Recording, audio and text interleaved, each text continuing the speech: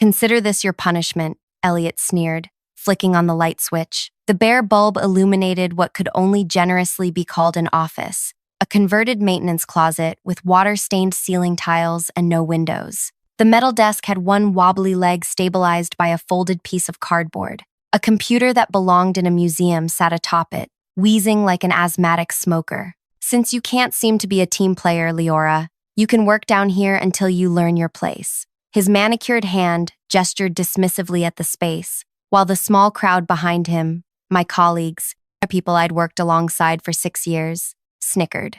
Aiden's high-pitched laugh cut through the others. Maya covered her mouth but couldn't hide her smirk. There's no ventilation, I managed, trying to keep my voice steady. There's a fan, Elliot pointed to a dusty desk fan with bent blades. Consider yourself lucky we're not terminating you altogether. After that stunt you pulled in the meeting, questioning the entire design team's vision in front of everyone, this is mercy. Renata stepped forward from the group, her designer glasses catching the dim light. The aesthetic considerations of the Metaflow Pro are critical to our rebrand. Your concerns would have meant a complete overhaul of the shell casing. Do you know how much that would cost? More or less than a patient dying because they can't reach the emergency shutoff. The words escaped before I could stop them. Elliot's face hardened. And that's exactly why you're down here. Catastrophizing, exaggerating, being difficult. He turned to leave, the others following like a perfectly choreographed exodus. Your system access has been restricted to basic functions. Your clients have been redistributed. Answer the phone if it rings, which it won't. The heavy door slammed shut. I stood alone in the basement, the sound of their laughter fading as they ascended the stairs. My hands trembled as I lowered myself onto the creaking chair. For 6 years, I'd poured everything into this company. I'd helped design training modules, solved implementation issues that stumped engineers, flown across the country on red-eyes to calm nervous hospital administrators. I'd built relationships with patient advocacy groups that turned skeptics into our biggest champions. And now I sat in a basement because I dared suggest that moving an emergency button to an inaccessible location might be dangerous. The first week passed in excruciating silence.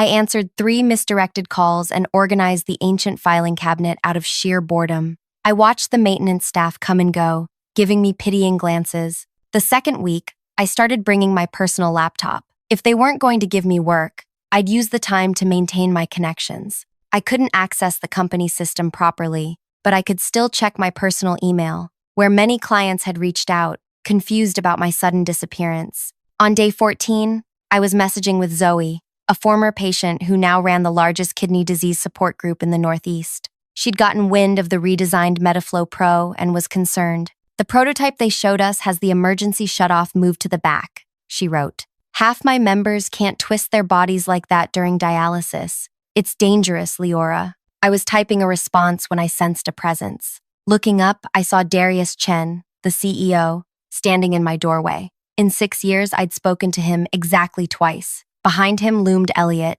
face pale. Darius stepped forward, his gaze fixed on my screen. He read my conversation with Zoe, then leaned down and whispered something to Elliot. The color drained further from my boss's face. My company phone, silent for 2 weeks, suddenly lit up. Then again, and again. By the time Darius and Elliot left without a word to me, I had 42 unread messages. Within an hour, the number had more than tripled to 147. I know you're invested in finding out what happened next. I was shocked too when everything exploded that day. If you're enjoying this wild ride through corporate hell, hit that like button and subscribe.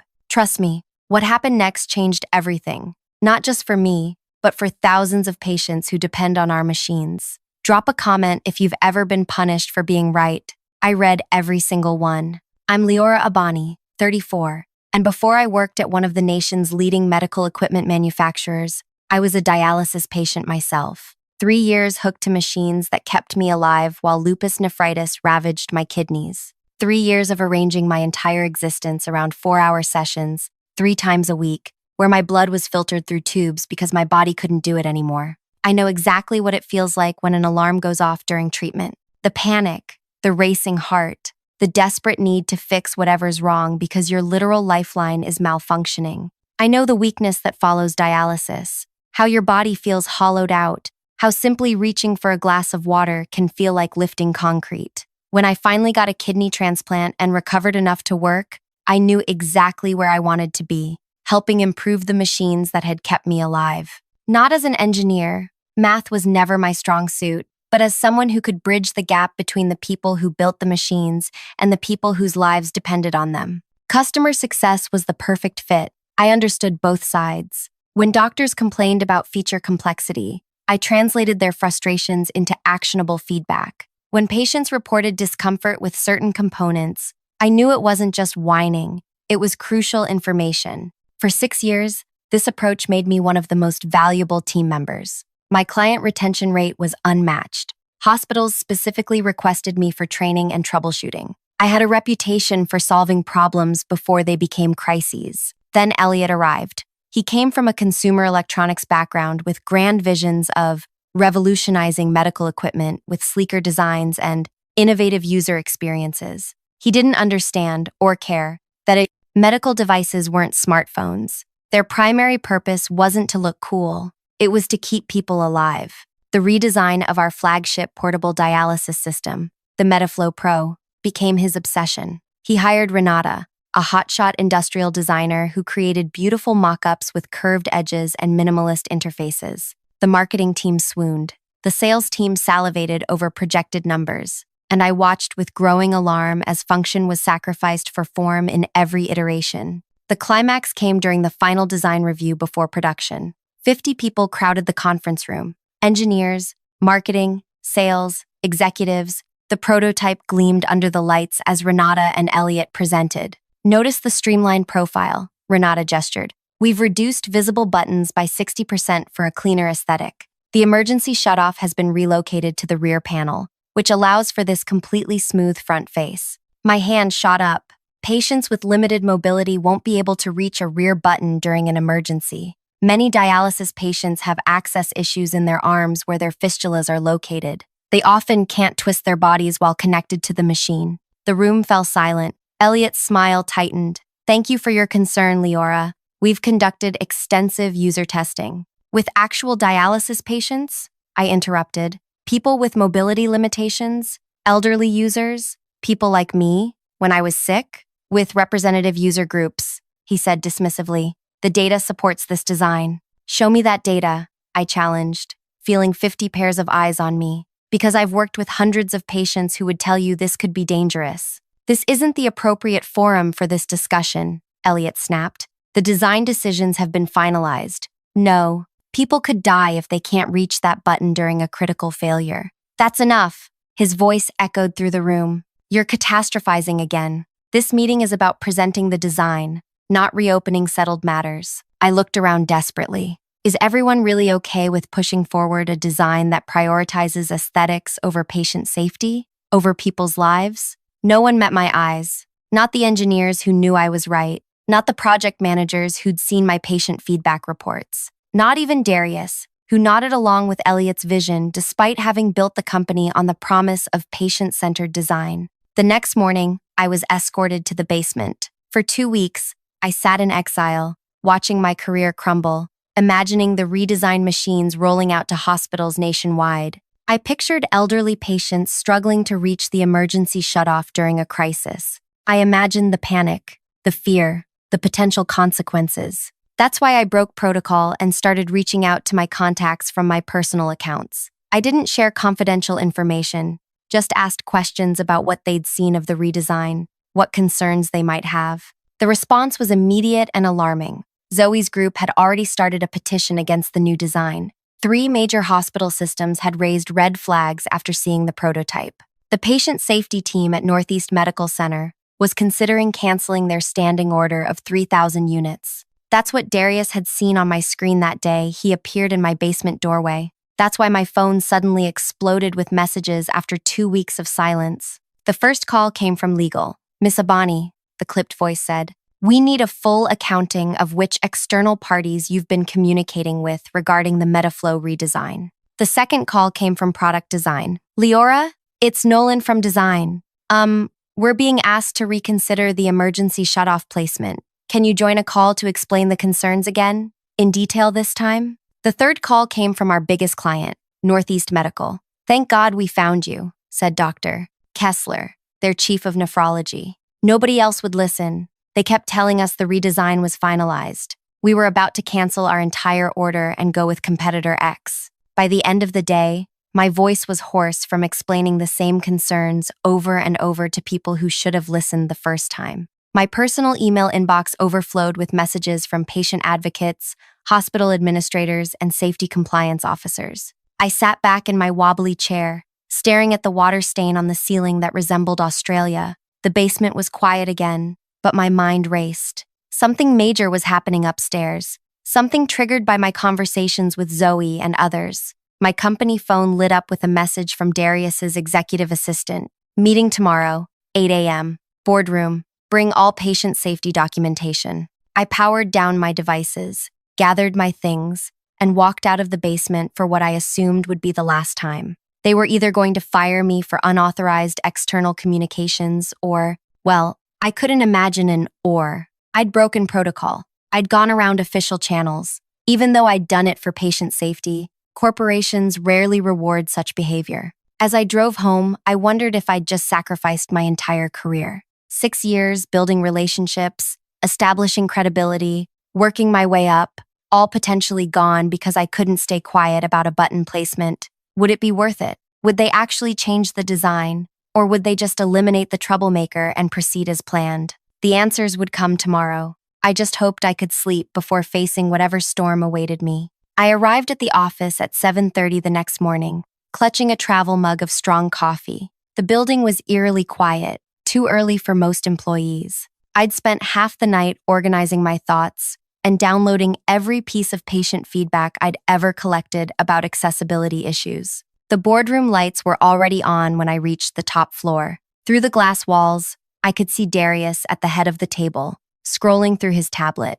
3 people in suits I didn't recognize sat to his right. Elliot sat alone on the left side, his normally perfect hair disheveled, his leg bouncing nervously under the table. No one smiled when I entered. No one even looked up except Darius. Leora, sit. He pointed to a chair at the opposite end of the table from him. I settled in, placing my laptop and notes in front of me like armor. The 3 strangers watched me with clinical interest. Do you know why you're here? Darius asked. I assume it's about my communications with patient advocacy groups. Partly. Darius leaned forward. Yesterday afternoon, I received a call from Alexandra Wright, the CEO of Northeast Medical. She informed me they were canceling their standing order of 3,000 Metaflow Pro units due to, and I quote, serious patient safety concerns that your company has repeatedly ignored despite warnings from your own staff. Elliot shifted uncomfortably in his seat. She specifically mentioned you by name, Darius continued. She said you were the only person at this company who seemed to understand the life-threatening implications of the redesign. Then, within hours, I received similar calls from 7 other major hospital systems. He slid a document across the table. This is a list of projected losses if these orders are canceled. $97 million. Potential lawsuits that could triple that number if a patient is harmed. And incalculable damage to our reputation. My throat tightened. I didn't tell anyone to cancel orders. I just answered questions about the redesign. We know, said one of the strangers. She had silver-streaked black hair and sharp eyes. I'm Gwen Porter, outside counsel. We've reviewed your communications. You didn't share confidential information or disparage the company. You simply confirmed what these clients already suspected, that the redesign prioritized aesthetics over user safety. Elliot's face had turned an alarming shade of red. She went around official channels.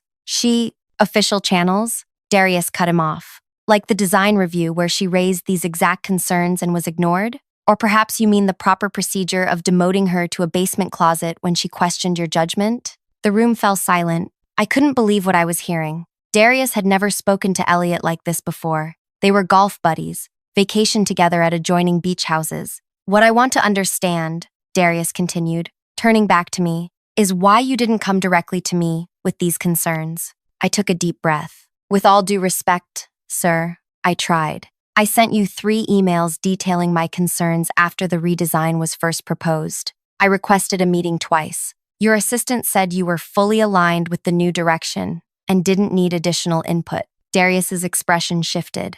I never saw those emails. I can forward them to you again, with the original timestamps. The 3rd stranger, a man with salt and pepper hair and wire-rimmed glasses, cleared his throat. That won't be necessary. We've already retrieved them from the server, along with dozens of other communications where Miss Abani raised these concerns through appropriate channels. He nodded toward me. I'm Thomas Weber, head of the board's audit committee. We've been conducting a review of internal communications related to the MetaFlow Pro redesign since yesterday afternoon. Elliot stood suddenly. This is absurd. We followed proper design protocols. We conducted user testing. Just because one employee has a personal vendetta? Sit down, Elliot, Darius said quietly. When Elliot remained standing, Darius's voice hardened. I said, sit down, now. Elliot sank back into his chair. Thomas Weber tapped his tablet, and the large screen on the wall lit up with a spreadsheet. Our review found no evidence of the extensive user testing you repeatedly referenced.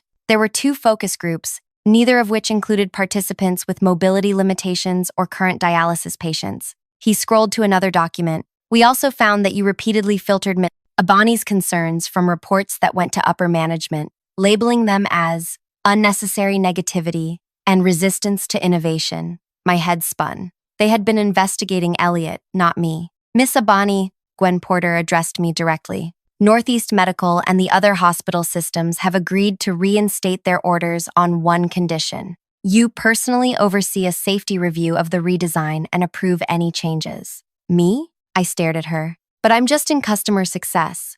I don't have design authority. You do now, Darius said. Effective immediately. We're creating a new patient safety and accessibility division. You'll head it, reporting directly to me. Your first task is to fix the MetaFlow Pro redesign before we lose $97 million and our reputation. Elliot slammed his hand on the table. This is outrageous. She has no design experience, no engineering background. She has something more valuable, Thomas Weber interrupted. She has lived experience as a patient, 6 years of collecting user feedback, and the trust of our biggest clients, something you've managed to destroy in less than a year. Darius stood, signaling the meeting was ending. Elliot, stay. Everyone else, thank you. As we filed out, I heard Darius say quietly to Elliot, this isn't a conversation you want to have in front of an audience. I spent the next hour in a daze, escorted by Darius's assistant to a newly vacated office on the executive floor. My belongings from the basement were already there, looking out of place among the high-end furniture. My computer access had been expanded to include design files, testing protocols, and direct communication with the manufacturing facility. By mid-morning, I'd assembled an emergency response team, 2 engineers who had quietly supported my concerns, a usability specialist who'd been sidelined by Renata, and a project manager known for her attention to detail. We took over the largest conference room, spreading out design documents across the tables. The emergency shutoff button is the most critical issue, but not the only one, I explained, highlighting sections of the design. The control panel's new layout has buttons too close together for people with tremors or neuropathy. The reduced screen size makes critical numbers harder to read, and they've eliminated physical buttons in favor of touchscreen controls that won't work with medical gloves or for patients with circulation issues in their fingers. How did all this get approved? Asked Peyton, one of the engineers. It didn't,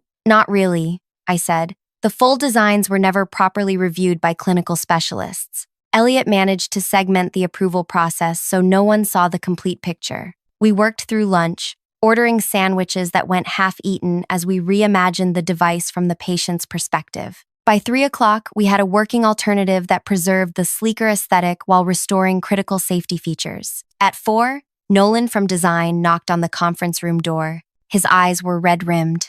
Renata's been let go, he said without preamble. And Elliot, he's been suspended pending a full investigation. They're escorting him out now. I stood and moved to the window. 3 floors below, I could see Elliot walking to his car, a security guard following a respectful distance behind. His shoulders were slumped, nothing like the imperious figure who had banished me to the basement 2 weeks ago. They're saying you saved the company, Nolan continued, that if those orders had been canceled, we might have gone under. He hesitated. I should have backed you up in that meeting. I knew you were right. I was afraid of ending up in the basement too. I turned to face him. I understand fear, Nolan. But when someone's life might be at risk because of something we've built, we have to be brave enough to speak up. He nodded, ashamed. The design team wants to know if we can help with the revisions. We could use the support. But understand this. Safety comes first. Always. If that's a problem, speak now. It's not a problem,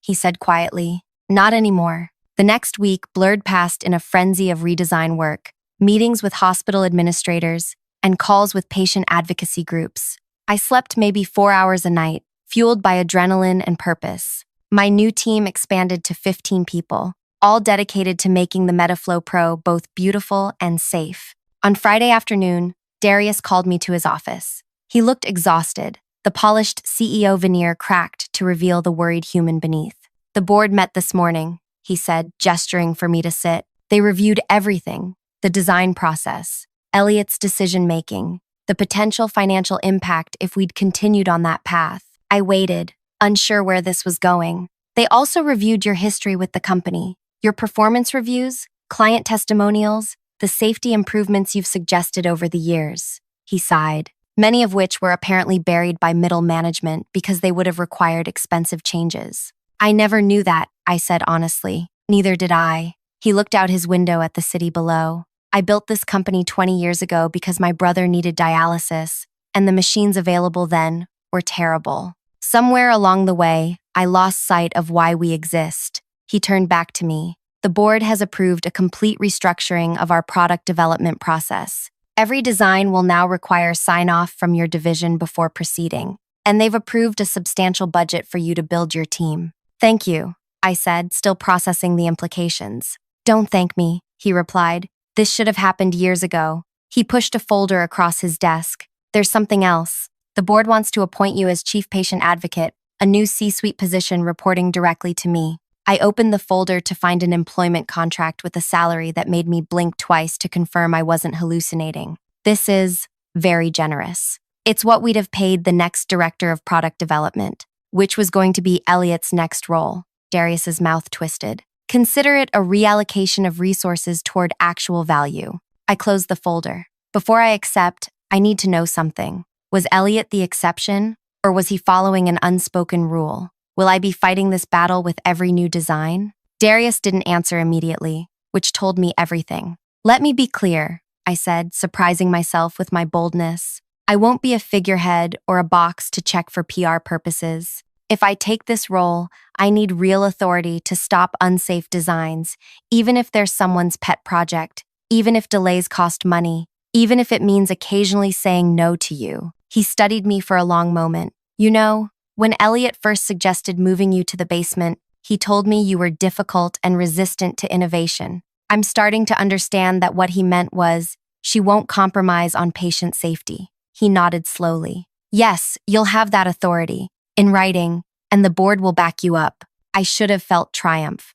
Instead, I felt the weight of responsibility settling on my shoulders. Then I accept. That evening, as I packed up my temporary office to move to my new, permanent one over the weekend, Maya appeared in my doorway. She'd been one of the snickering group behind Elliot that day in the basement. Everyone's talking about your promotion, she said, hovering uncertainly at the threshold. I'm sure they are, I replied neutrally, continuing to pack. I just wanted to say. She stepped inside, lowering her voice. Elliot told us you were being moved because you had performance issues, that you'd been making mistakes and blaming others. We didn't know it was because you'd raised safety concerns. I set down the book I was holding, and you believed him without question. She flushed. He was the boss. Yes, he was. And bosses are never wrong, are they? I sighed. What do you want, Maya? Absolution? Friendship?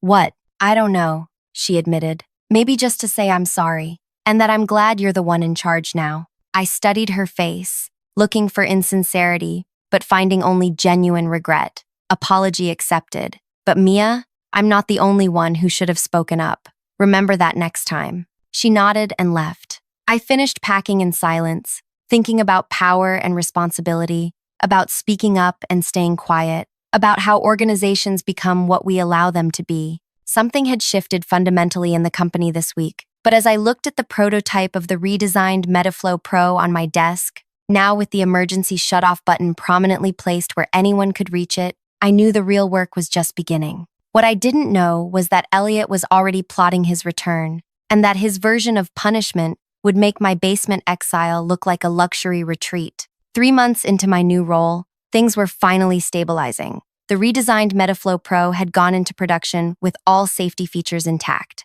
Hospitals were thrilled with the improvements. Our stock price had recovered from the brief dip that followed rumors of canceled orders. I had built a team of 15 dedicated people, including several former patients who brought invaluable perspective. I should have known the calm wouldn't last. The first sign came when Tara, one of our best engineers, resigned without notice. Then Brett from sales, then Wei from quality assurance. Within 2 weeks, 7 key employees had left, all without adequate explanation. Their departure emails contained the same vague language about exciting new opportunities and career growth. Darius called me to his office after the 7th resignation. "They're all going to the same place," he said without preamble. "A new medical device startup called Vital Innovations." I felt a chill. "Elliot?" Darius nodded. "He secured funding remarkably quickly. They're positioning themselves as our direct competitor, focusing on revolutionary design that doesn't compromise on functionality."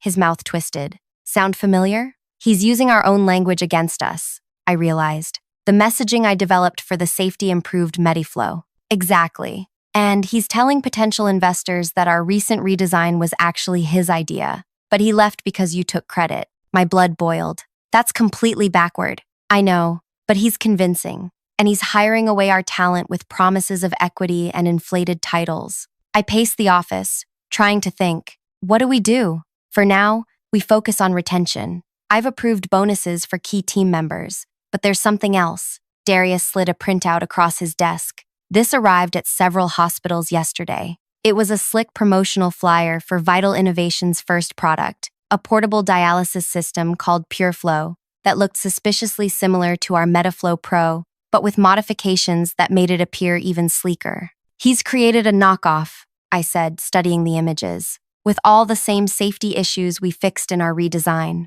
"Worse," Darius replied. "Look at the specs." I read through the technical details and felt my stomach drop.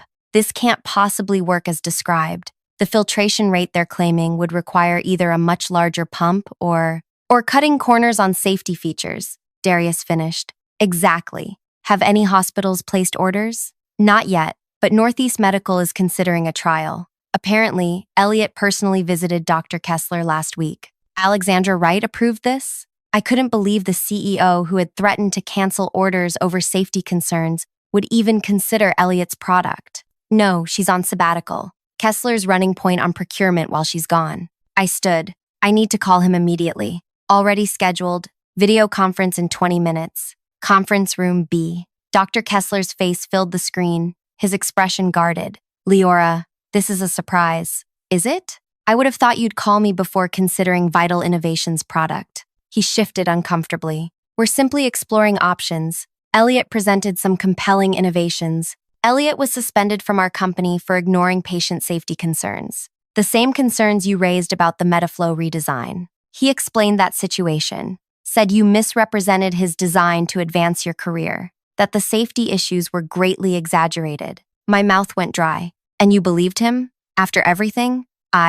Dr. Kessler hesitated. "He brought very convincing documentation. And frankly, his price point is significantly better than yours. Because he's cutting corners on safety components," I insisted. "The filtration rate he's promising is impossible with the power supply he's using unless he's eliminated critical backup systems. He assured me all safety protocols exceed industry standards." "Can I see the documentation he provided?" Dr. Kessler hesitated. "I'm not sure that would be appropriate, given your competing interests." "Our competing interest is patient safety," I said firmly. "Nothing more, nothing less. If his design is truly safe and innovative, I'll be the first to congratulate him. But given his history, I have serious concerns." Something in my voice must have reached him, because after a long pause, he nodded. "I'll send over his presentation. But, Leora, we need to make a decision by next Friday. Alexandra returns Monday, and she'll want my recommendation immediately."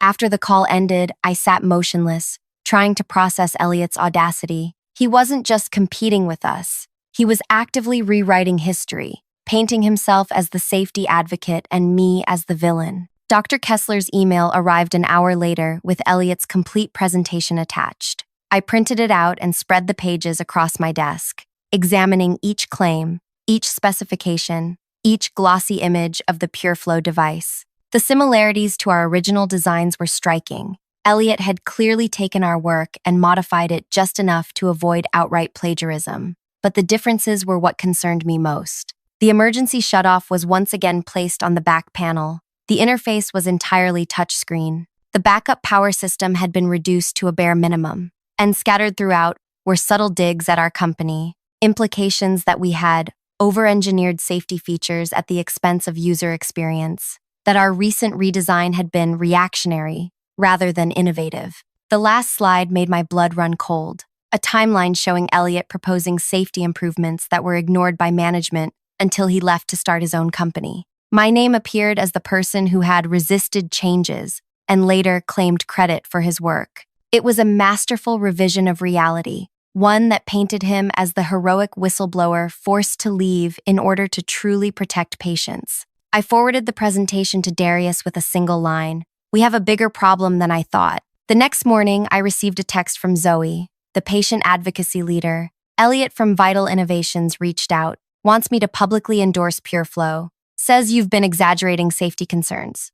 What's happening? My hands shook as I called her. "Don't endorse anything until you see the actual device." "He's lying, Zoe, about everything." "I figured as much," she said. "But he's contacting everyone in the patient community, offering free trials, speaking fees, advisory board positions. People are listening." For the next week, I barely slept. During the day, I met with hospital administrators, showing them detailed analyses of the safety flaws in Elliot's design. At night, I joined patient group calls, answering questions and countering misinformation. Elliot's smear campaign was gaining traction. Investors were growing nervous. 3 more employees left for Vital Innovations. Northeast Medical still hadn't made their decision, but rumors suggested they were leaning toward Elliot's product. Thursday night, the day before Dr. Kessler's deadline, my phone rang at 1:01 p.m., an unfamiliar number. "Is this Leora Abani?" a woman's voice asked when I answered. "Yes, who's this?" "My name is Tanya Reed. I'm Elliot's executive assistant at Vital Innovations." She spoke quickly, her voice low. "I don't have much time. He doesn't know I'm calling you." I sat up straight. "What's this about?" "The PureFlow device. It failed safety testing yesterday, catastrophically. The emergency protocols didn't engage when the main system failed. If it had been connected to an actual patient." She didn't finish the sentence. "Are they delaying production?" I asked. "No. That's why I'm calling. He ordered the test results buried. They're proceeding with manufacturing. With minor modifications he claims will fix the issue. But the engineers say the fundamental design is flawed." My mind raced. "Do you have documentation of this?" "I think," a pause. "Yes, but if he finds out I shared it." "I understand. Why are you doing this, Tanya?" Her voice cracked slightly. "My mother is on dialysis. I took this job because I believed we were creating something that would help people like her, not endanger them. I'll protect your identity," I promised. "But I need those test results. Check your email in 5 minutes. I've created an anonymous account." She hung up. The documents arrived exactly 5 minutes later. Internal test reports, engineering assessments, and most damning of all, Elliot's emails ordering the team to adjust the test parameters and focus on the positive outcomes while ignoring the critical failures. I forwarded everything to Darius and our legal team, then called Alexandra Wright directly, despite the late hour. "Alexandra, it's Leora Abani. I apologize for calling so late, but this is about patient safety. I just returned from sabbatical today," she said, sounding tired. "Dr. Kessler briefed me on the Vital Innovations proposal. Have you made a decision? We're meeting tomorrow morning. Elliot is presenting at 9. I need to show you something first. It's urgent." She hesitated. "Can it wait until business hours? If you're considering purchasing devices that could endanger patients, then no, it can't wait." There was a long pause. "I'll meet you at Northeast Medical at 7 a.m. My office." I arrived at 6:45, armed with a comprehensive presentation and all of Tanya's documents. Alexandra was already there, looking refreshed despite the early hour. "This better be important," she said as I set up my laptop. "It's about lives," I replied simply, and began. For the next hour, I walked her through everything: the failed safety tests, Elliot's orders to cover them up, the fundamental design flaws that made the PureFlow dangerous despite its appealing aesthetics.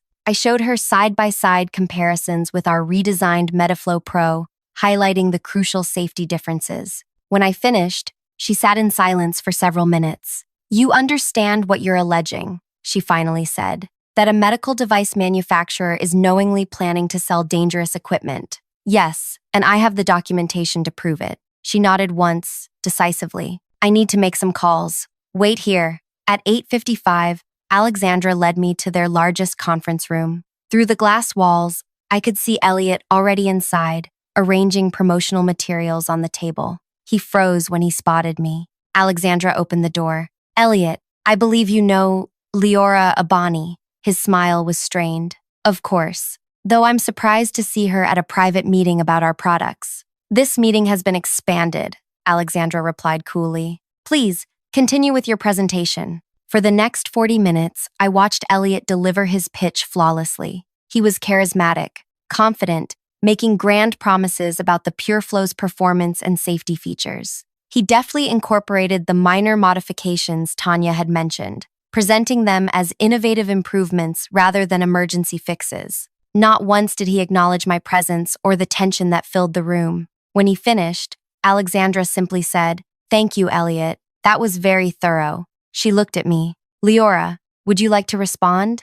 I stood and connected my laptop to the projector. "Before I begin, I want to clarify something. This isn't about competition between companies. It's about patient safety." I displayed the first slide, the internal test results showing the PureFlow's catastrophic failure. "These are your own company's safety test results from 2 days ago," I said directly to Elliot. "Tests that you ordered hidden." The color drained from his face. "Where did you get those?" "Those are proprietary. From someone at your company who was concerned about patient safety." I cut him off. "Someone who wasn't willing to risk lives for profit." I continued through the presentation methodically, showing his emails, the engineering reports, the hasty modifications that engineers had deemed insufficient. With each slide, Elliot grew more agitated. "This is corporate espionage," he finally sputtered. "She's trying to sabotage us because we're a threat to her company's market dominance." "Is any of this information incorrect?" Alexandra asked him directly. "It's taken out of context," he managed. "Early testing always reveals issues that need to be addressed." "And were these issues addressed adequately?" she pressed. "Of course," he insisted. "The modified design is completely safe." I displayed the final slide, an email from Elliot to his engineering team, dated yesterday.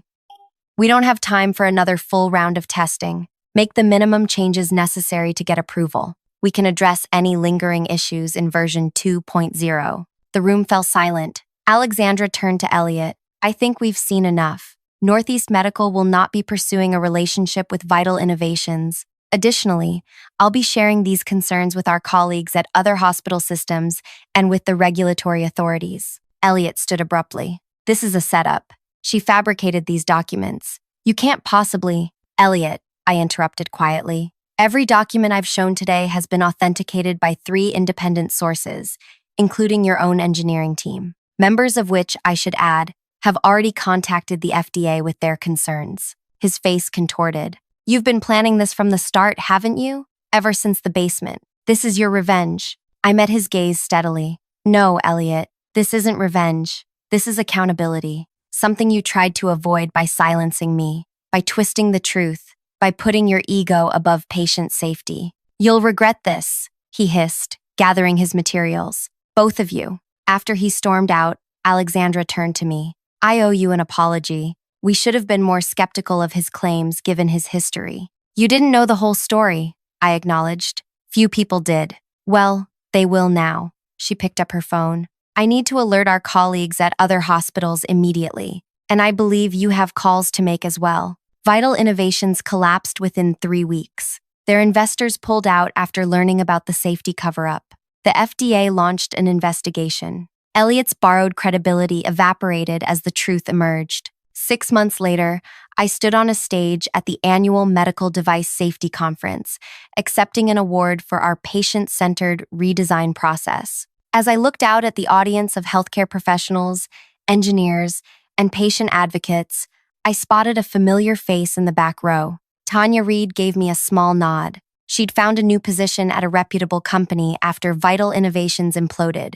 Her mother was doing well on our redesigned MetaFlow Pro. The lesson I hope we all take from this experience, I concluded in my speech, is that patient safety isn't a marketing slogan or a box to check. It's the fundamental purpose of our work. And sometimes, speaking up about safety concerns isn't just the right thing to do. It's the only thing to do, no matter the personal cost. The applause was thunderous, but it wasn't what moved me. It was the knowledge that somewhere, patients were using devices that wouldn't fail them in a crisis, that the emergency shutoff button was exactly where they could reach it when needed. Sometimes, the greatest revenge isn't bringing someone down. It's rising to exactly where you were meant to be all along. If this story resonated with you, hit that like button and subscribe for more real stories about standing up for what's right, even when it costs you. Have you ever had to speak up when everyone else stayed silent? Share your experience in the comments. I read every single one,